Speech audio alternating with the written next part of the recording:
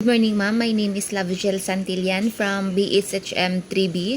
So today I'm going to discuss the Chapter 7, Law Regulating Transportation Establishment.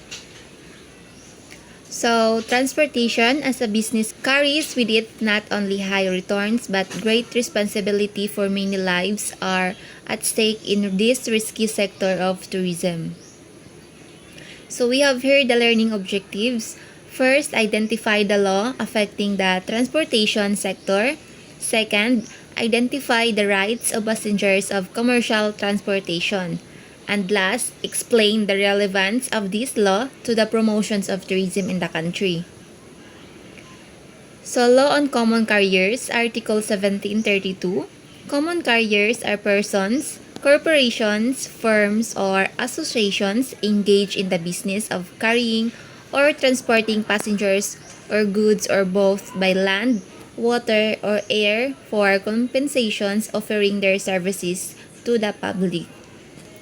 And then, responsibility of common carriers. In Article 1733, common carriers, from the nature of their business and for the reasons of public policy, are bound to observe extraordinary diligence in the vigilance over the goods and for the safety of the passenger transported by them, according to all the circumstances of each case. So, Article 1755, a common carrier is bound to carry the passengers safely as far as human care and foresight can provide, using the utmost diligence of very cautious persons with due regard for all the circumstances. In Article 1756, in case of death of or injuries to passengers, common carriers are presumed to have been at fault or to have acted negligently unless they prove that they observe extraordinary diligence as prescribed in Article 1733 and 1755.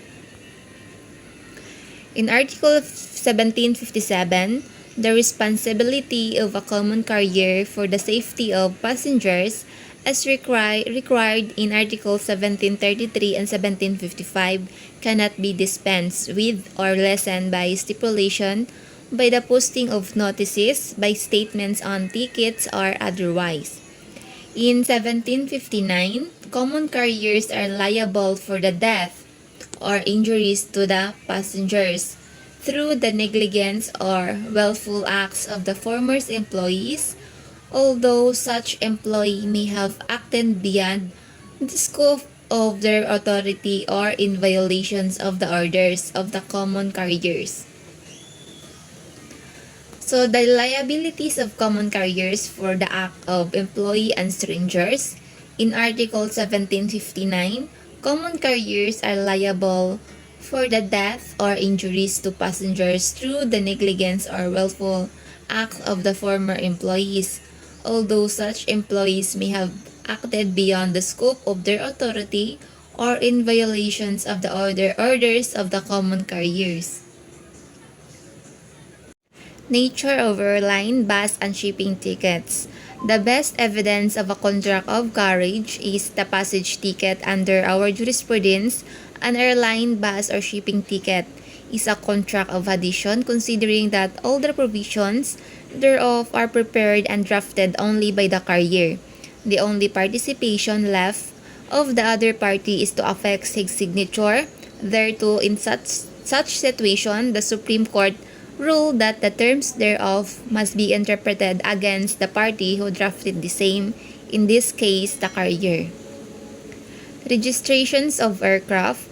Only aircraft owned by or lessed to a citizen or citizens of the Philippines, and which are not registered under the law of any foreign country, may be eligible for registration. So, seatbelt law. Seatbelt law was enacted to secure and safeguard its citizenry, particularly the passengers and drivers of private and public motor vehicles, from the ruinous and extremely injurious effects of vehicular accidents, in order to secure the safety of the passengers and drivers at all times. The mandatory enforcement of the use of seatbelt Devices by the drivers and front seat passengers of private and public motor vehicles shall be enforced. So, mandatory daw mo drive kag sakyanan nga public or private nga vehicles dapat mag-need kag seatbelt kay para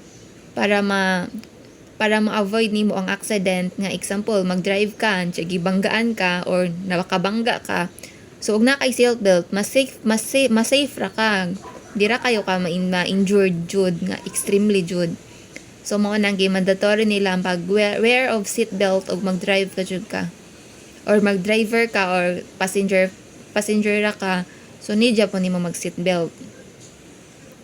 Law on transportations of animal mao ni ang kanang animal nga mo need ibiyahe so na po na sila balaod. By virtue of Republic Act 8485 also known as the Animal Welfare Act of 1998, it shall be the duty of any operator of any land, air or water public utility transporting pets, wildlife, and all other animals to provide in all cases adequate clean and sanitary facilities for the safe conveyance and delivery thereof to their consigned and at the place of confinement. And also we have public service law. Public service includes every first person who may own, operate, manage, or control in the Philippines for hire or compensations with general or limited clientele whether permanent, occasional, or accidental, and then for general business purposes. Any common carrier, railroad or street railway, tractions railway, subway motor vehicle, steamboat or steamship line, ferries and watercraft or shipyard. So, that's all for my report, ma'am, in chapter 7. Thank you.